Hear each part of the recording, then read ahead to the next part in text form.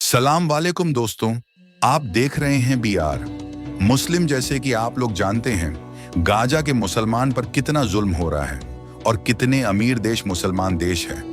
कोई एक भी ऐसा नहीं है जो गाजा के लिए आवाज उठा सके, लेकिन कुछ ऐसे देश जो सामने आए और गाजा की मदद की। ईरान, तुर्की, जो भी हो सका इन्होंने किया।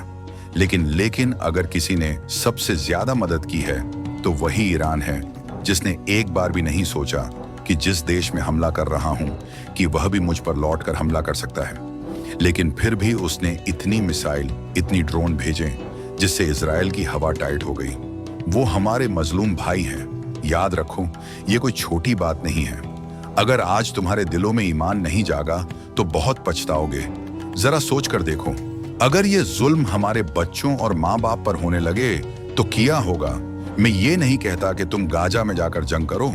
अगर तुम्हारे खून खोल ही रहा है तो नमाज पढ़ो, अपनी मस्जिदों को आबाद करो, ना दिन देखो और ना रात छोड़ो अपने बिस्तर को, और सजदे में गिर जाओ, मांगो अपने रब से।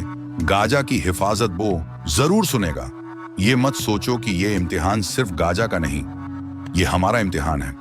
जब हम खुदा के हुजूर खड़े होंगे तब खुदा पूछेगा कि तुझ पर जवानी का जोर था, नाच गाना तू जोर शोर से करता था, दूसरों को खुद से कमजोर समझता था।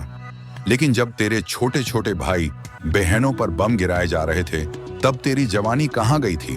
चल, तू जंग ना कर सका तो नमाज पढ़ता और दुआ करता, तो मैं दुआ के सदके जालिमों का खात्मा करता।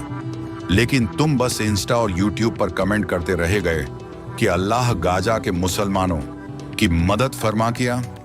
तेरे घर के आसपास कोई मस्जिद नहीं थी, तू वहां आता और दुआ करता, या फिर रात को उठता, अपनी नींद छोड़कर नमाज पढ़ता और दुआ करता, तो किया में ना सुनता।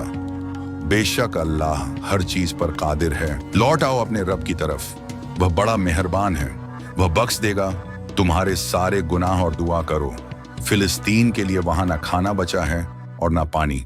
जरा सोच कर देखो वह किस तरह गुजारा कर रहे होंगे। लेकिन भरोसा सिर्फ खुदा पर रखना चाहिए। इस मुश्किल वक्त में भी हमें सीखना चाहिए। फिलिस्तीन भाइयों से उन्होंने एक मिसाल दी है इंसानियत की, और मिसाल दी एक मोमिन मुसलमान होने की। मुश्किल वक्त कितना भी आ जाए, लेकिन भरोसा अपने रब पर ही होना चाहिए। इस मुश्किल वक्त में भी उनका ईमान और भरोसा अभी भी कमजोर नहीं हुआ। और आज हम लोगों के पास खाना, घर, सुकून, पानी सब कुछ मौजूद है, लेकिन दिल में ईमान फिर भी कमजोर है। किस तरह के मुसलमान हो गए हैं हम। क्या हमें मरना नहीं है? क्या हमें लौटकर जाना नहीं है? जरूर जाना है। कहीं ऐसा ना हो कि हम बगैर तौबा किए मर जाएं। अभी भी वक्त है, खुद को संभालो और लौट आओ रब की ओर। बेशक वो तुम्हें थाम लेगा। दुआओं में याद रखना, अब इजराइल रुकने वाला नहीं है। वह मस्जिद एलेक्सा को शहीद करके वहां अपना थर्ड टेंपल बनाएंगे। अगर ऐसा हुआ मुसलमान, तो तुम जानते हो ये जालिम लोग दुनिया पर किस कदर कत्लो गारत मचा। हर तरफ सिर्फ खून खराब होगा, सिर्फ जुल्म ही जुल्म बढ़ जाएगा। इंसानियत के नाम पर लोगों के अंदर जानवर पनप रहे होंगे, और वह फिर दूसरे मुसलमान देश पर भी हमला करेगा। इस्राएल चाहता है कि वह इस्राएल को क्रिएटर इस्राएल बनाए। अगर एक बार ऐसा होता है तो वह फिर रुकने वाला नहीं, वह पूरी दुनिया पर राज करेगा। अभी भी वक्त, मुसलमान खुद को संभालो। ये मोबाइल की दुनिया से बाहर निकाल कर आओ। मस्जिद के दरवाजे खुले हैं, क्यों अपनी मस्जिदों की तरफ नहीं आते जो